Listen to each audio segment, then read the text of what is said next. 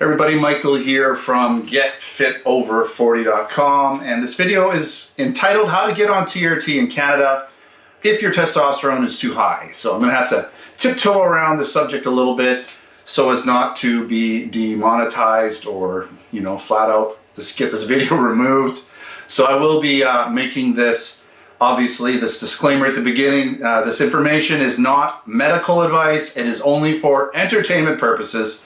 Do not listen to me in any way. Always take your doctor's advice and put your health first. That last phrase is kind of obvious. You always want to listen to your doctor. Well, I'll just say that. I'll just say that. Maybe not always, but you should always listen to your doctor and put your health first. So I'm going to read through this because there's a lot here to say. I don't want to get off topic, so sorry if it's a little bit dry. But let's get started. Let's get right into it. So the reason I'm making this video is because here in Canada we have very rigid qualifications with our healthcare system that determines whether a person qualifies for TRT. Now you'll need to see your doctor. This is what you got to do first. You get blood work done, and then if your blood work results indicate that you are below what is considered to be normal for your testosterone, there's a certain threshold that if you go under it, then you can go on TRT that will be covered by Canada Medical and monitored by your doctor. So what I mean by covered is that depending on your medical, what you have, you might have extended medical that totally covers a whole bunch of different prescriptions. But typically if you have extended medical, you've got a medical program of some sort in Canada, you have basic medical, but extended medical will pay for it even. And your doctor will monitor everything, do all the appropriate blood work, all that's covered. Now in the US, they have a much more flexible system as there's lots of what they call TRT clinics. We don't have so many of these TRT clinics here in Canada. We have like certain sort of health clinics or whatever, men's clinics, but they're not really TRT clinics.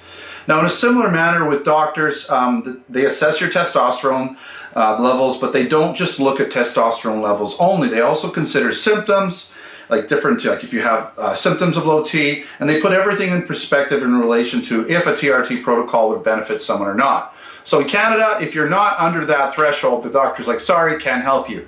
In the States, you might be just over that threshold, whatever they think is normal, but you've got all the symptoms. So, and a lot of times, everyone's different, everybody's different. So you might be just above that threshold and have all the low testosterone symptoms because your body just doesn't handle or doesn't take advantage of the testosterone as well as other people might. Maybe your free testosterone's low, but your total testosterone's higher. And so that can affect a lot of things, right? You might need to get your free testosterone or your total testosterone higher in order to feel normal, okay? So the US, they definitely check into that a lot more. Now the benefit to Canada's system is that if you qualify for TRT, your TRT protocol will generally be covered by Canada Medical. So that's the bonus. Now the benefit to the US system is that you are much more likely to be able to find a clinic willing to put you on TRT, but at a cost to you. So there's always a cost with these clinics. They will do blood work. They will give you all the drugs required. So if there's AIs, anti-estrogens, and if there's testosterone, if there's other things that you might need, they'll throw those in there. They might even throw cholesterol medicine in, all that kind of stuff to make sure that your levels and your health and your side effects are minimized. Now at the end of this video, I will be recommending a TRT clinic in the US that I endorse, okay? So keep posted for that. So can a person in Canada pay for their own testosterone and have their doctor provide them with medical blood work and advice regarding levels and dosages? Well, yes, absolutely. This is possible, but you would be required to purchase your testosterone, find a source, and purchase it in Canada. So in Canada, by the way, steroids are not illegal, so they're not considered an illegal drug. You can buy them, you can own them, and you can use them, okay? You just can't sell them. So I can't buy them and sell them to a friend. I can only buy them for myself and use them for myself. So you wonder, well, how do you buy them if you can't buy them, if it's illegal? Well, there's basically what I would have to consider or qualify as underground online pharmacies where you can get steroids. These typically require like the different type of payment structures and things like that because they're kind of on the lowdown. But it's kind of funny because a lot of these places seem to fly under the radar. I don't know how they do it, but they've been around for a long time and people will purchase products from them. So if you want to source this out, you're going to have to do it yourself. You're going to have to go on forums, bodybuilding forums, different places like that, and figure out where you can get it. But the problem with these places is, again, you just don't know what the quality is going to be like because they're not pharmaceutical grade necessarily. They're not regulated pharmacies where you know exactly what you're getting. You don't totally know what you're getting. And now with testosterone, it's a fairly inexpensive compound to make, so there's no reason for them to substitute it with anything else because it's inexpensive. It's probably one of the least expensive compounds to make in terms of steroids. Why would they do that? Why would they short you? But they might. I can't guarantee anything. Other steroids, they often will substitute things like Anavar with Winstrol and something that works similar, that will give you a similar result, but is cheaper for them to produce. So you just don't know what you're getting with these underground places. That's what I'm trying to say. Now, typically a bottle of testosterone is around $100 Canadian and will give you anywhere from, I'm going to say 10 to 20 to 30 to even 40 injections. And this is depending on how much you are taking and what the potency of the testosterone is. So, for instance, typically they come in 10 milliliter vials, and each milliliter is going to contain either probably around 200 to 400 milligrams. So even if it's a 200 milligram per 1 milliliter dosage, you're going to get 10 200 milligram dosages out of one bottle. Let's say you're only taking 100 milligrams, which for a lot of people would be fine. Well, in this case, you would be able to essentially get 20 dosages out of it. Now, if you had a 400 milligrams per milliliter bottle, you would get close to 40 dosages. You might lose a little bit in the syringe, so you will get a little less at the end of the day, but you'll get a lot. All right. So that's that. How does this affect what your doctor can do in terms of giving advice about a TRT protocol that has not been prescribed? Well, your doctor is obligated to give you medical care to the best of their ability, no matter what harm you may be inflicting on yourself. Similarly to someone that is obese or an alcoholic or addicted to drugs, right? Your doctor will give you advice to the best of their ability and try to put you on the right track, as it's their job to look after your health to the best of their ability. They're not there to judge you, they're just there to give you advice. They don't have to agree with your lifestyle choices.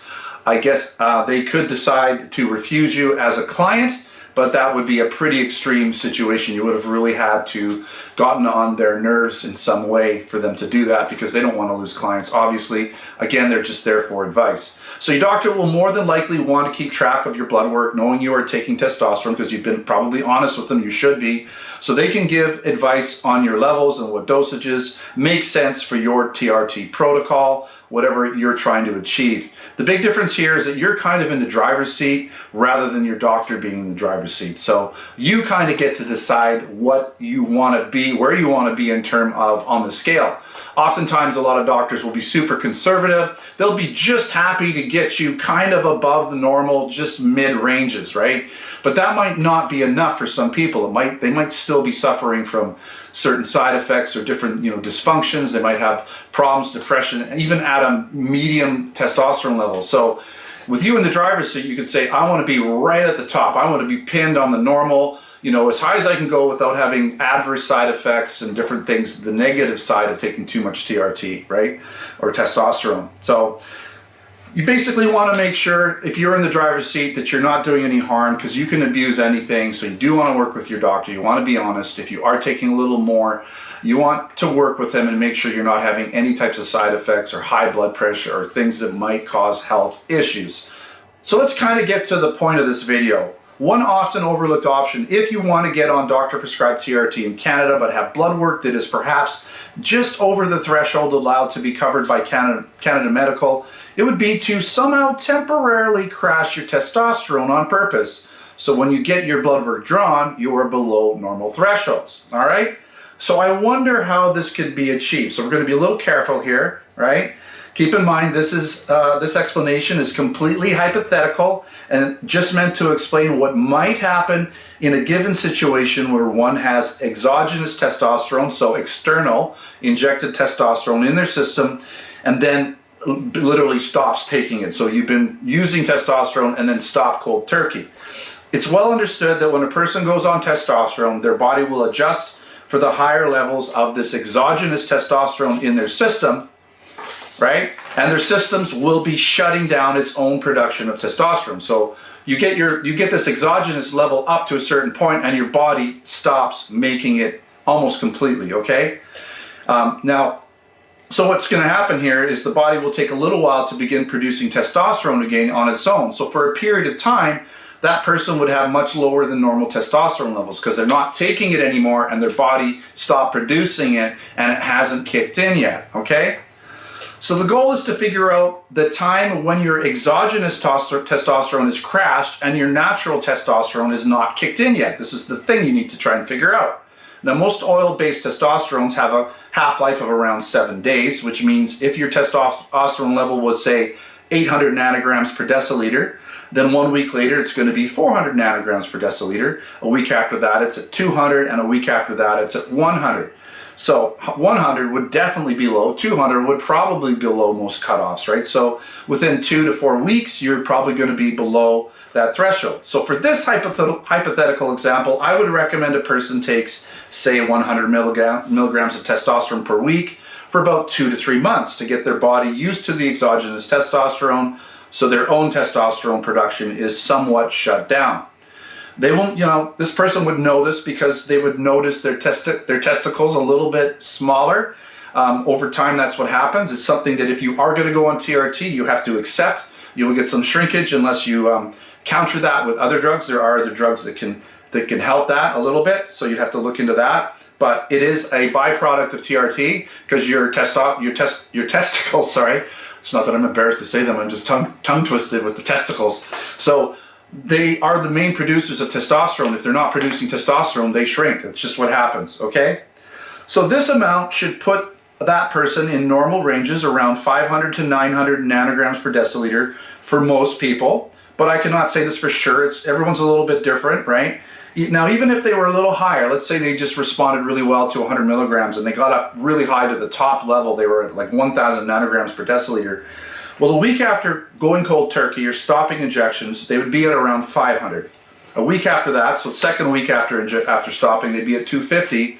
Third week, they'd be at around 125, right? So 3 to 4 weeks, you should be well below normal levels when you get your blood work done. So if you get your blood work done, say between 3 and 4 weeks after you go cold turkey, as long as you're not blasting a huge amount of testosterone, so if you're just in a normal range and you go cold turkey, your body will be shut down probably longer than a month, right? So it's not really going to start producing much for a while unless you go on some sort of a post-cycle therapy, which you're not going to do because you don't want your testosterone to rebound in this situation, this hypothetical situation where you want it to be low, right? So in other words, this person's going to need to wait about 3 to 4 weeks after their last injection before they get their blood work done in order to show low levels of testosterone. This is, of course, a hypothetical, and it's not advice at all. It's just a random idea on how exogenous testosterone would affect natural testosterone and ultimately lead to an overall reduction of testosterone in your system, given certain circumstances that I just described. Okay. Again, this situation that could hypothetically be used in Canada to qualify you for TRT, but in the US you have a lot of other options, right? So you don't need to do this necessarily in the US because it's not going to benefit you. You aren't going to get on paid TRT either way. You're going to probably want to go see our TRT Clinic because they're going to want to get you, they're going to want to make you happy, they're going to want to make you feel good, they're going to want to get your levels as boosted as possible without adverse side effects, okay? So anyways, I did mention that I would talk about a clinic. That would be Royal Medical Center. I do have a coupon code, and it's GFO40, so Get Fit Over 40. So the letters GFO and then 40, the numbers. And you just put that code in the message heard about us field when you're kind of like contacting them, and you will save about $45 per month for, I believe it's about 6 months now. It's up to them how long they honor this for. It's just a code that will give you a discount. I can't say how long that happens for if they would decide to change it, but at the time that I'm making this video, that's what currently is happening there. So I'm hoping this video helped you guys. I know I was just trying to ram through it as quickly as possible, just to make this video as short as possible. But yeah, that's the lowdown, right? So again, this is just a hypothetical way in which you could crash your testosterone and in which you could show on blood work that you're lower than you normally would be. Here in Canada, that potentially would allow you to get on TRT. All right, thanks for watching another GetFitOver40.com video. Thanks for watching. Until next time, take care.